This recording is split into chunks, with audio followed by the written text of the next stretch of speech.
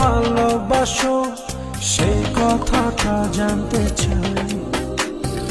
ভালোবাসার যত কথা হৃদয় দিয়ে শুনতে চাই। তুমি শুধু আমার হবে,